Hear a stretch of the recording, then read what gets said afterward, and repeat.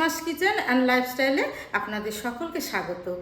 লাউ শাক রান্না করতে গেলে একটা গানের কথা মনে পড়ে যায়, লাউয়ের আগা খাইলাম ডগা খাইলাম। আজকে সেই লাউয়ের আগা ডগা দিয়ে একটা রেসিপি আপনাদের সঙ্গে, দারুণ রেসিপি শেয়ার করব। আমি এখানে 300 গ্রাম মটর ডাল নিয়েছি, ধুয়ে রেখেছি ভালো করে। এটা প্রেসার কুকারে দিয়ে দিচ্ছি।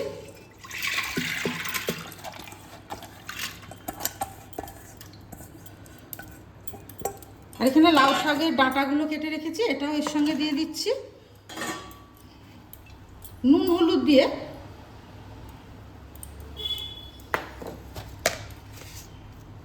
এটাকে একটা সিটি দিয়ে নেব।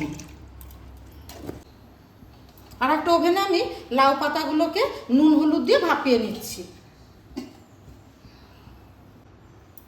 শাকটা ভাপ দেওয়া হয়ে গেছে, এবার আমি অন্য পাত্রে তুলে নেব, জলটা ছেঁকে তুলে নেব। এদিকে আমি যে মটর ডালটা এই লাউয়ের ডাঁটা দিয়ে সিদ্ধ করতে দিয়েছিলাম প্রেসার কুকারে একটা সিটি, এই দেখুন বন্ধুরা, এরকম গোটা গোটা এরকমই থাকবে। এইভাবেই করে নিতে হবে, ডালটা বেশি গলালে হবে না, এরকম গোটা গোটাই থাকবে। তেল গরম হয়ে গেছে, এবার আমি ফোড়ন দিয়ে নেব। তেজপাতা, শুকনো লঙ্কা, এখানে 1 চামচ কালো জিরে। আমি এই রান্নাটা একদম গ্রাম্য পদ্ধতিতে করব, অল্প মশলায়। আর এখানে রসুন থেতো করে রেখেছি, সেটার মধ্যে দিয়ে দিচ্ছি।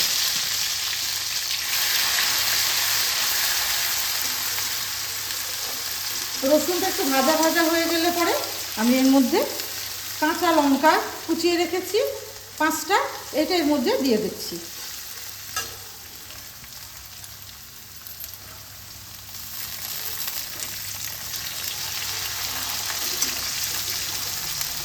এই লঙ্কা রসুনটা একটু ভাজা ভাজা করে নিতে হবে। এই লাউয়ের আগা ডগা রান্নার জন্য রসুনটা দিলে খুব ভালো লাগে খেতে, সেই জন্য আমি এখানে একটু বেশি পরিমাণ রসুন দিয়েছি। রসুনটা থেকে খুব সুন্দর একটা গন্ধ বার হচ্ছে, আর ভাজাও হয়ে গেছে। এবার আমি এখানে 2টো আলু কেটে সিদ্ধ করে রেখেছিলাম, এইটা এর সঙ্গে অ্যাড করে দিচ্ছি।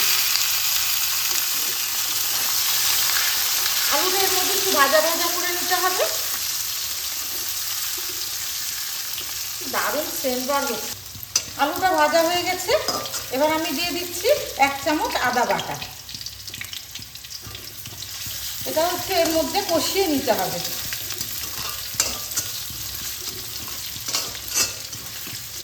এবার দিয়ে দিচ্ছি হলুদ।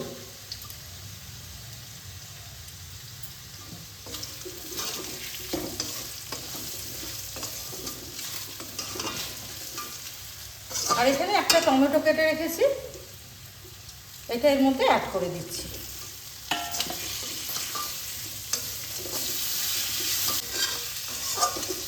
সব সবজি সিদ্ধর সময় লবণ দিয়েছিলাম বলে আমি এখানে একটু অল্প পরিমাণ লবণ দিলাম। এবার আমি ভাপিয়ে রাখা শাকগুলো এর মধ্যে দিয়ে দিচ্ছি। মশলার সঙ্গে ভালোভাবে শাকগুলোকে মিশিয়ে নেব।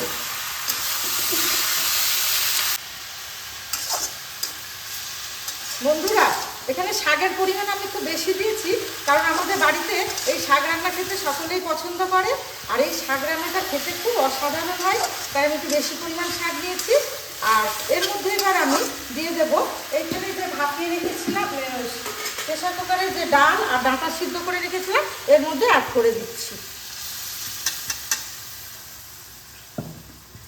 এটাকে একটু ভালোভাবে মিশিয়ে নিতে হবে।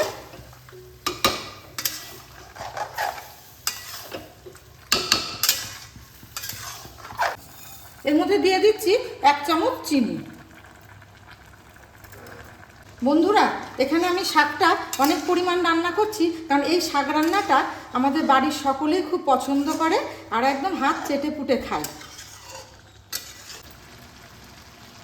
এবার আমি ঢাকনা চাপা দিয়ে 5 মিনিট কুক হতে দেবো, ততক্ষণ একটা ভাজা মশলা তৈরি করে নেব।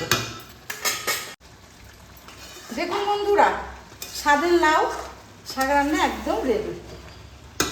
এবার আমি ছিটিয়ে দিচ্ছি বানিয়ে রাখা ভাজা মশলা। এই মশলাটা, এই জিরে ভাজাটা দিলে এই তরকারির স্বাদ দ্বিগুণ হয়ে যায়। আর সেই গানের কুলিটা না গাইলেই পাচ্ছি না, কিন্তু বন্ধুরা আমার কণ্ঠে সুর নেই, তবু আপনাদের শোনাবার চেষ্টা করছি। লাউয়ের আগা খাইলাম, ডগা গো খাইলাম, লাউ দিয়ে বানাইলাম ডুগডুগি, সাধের লাউ বানাইলো মোরে বৈরাগী। আপনারা যারা যারা বাউল গান শুনতে ভালোবাসেন আমার মতো, তারা আমাকে কমেন্টে জানাবেন। ভিডিওটি ভালো লাগলে লাইক করবেন, শেয়ার করবেন এবং চ্যানেলটিকে সাবস্ক্রাইব করবেন।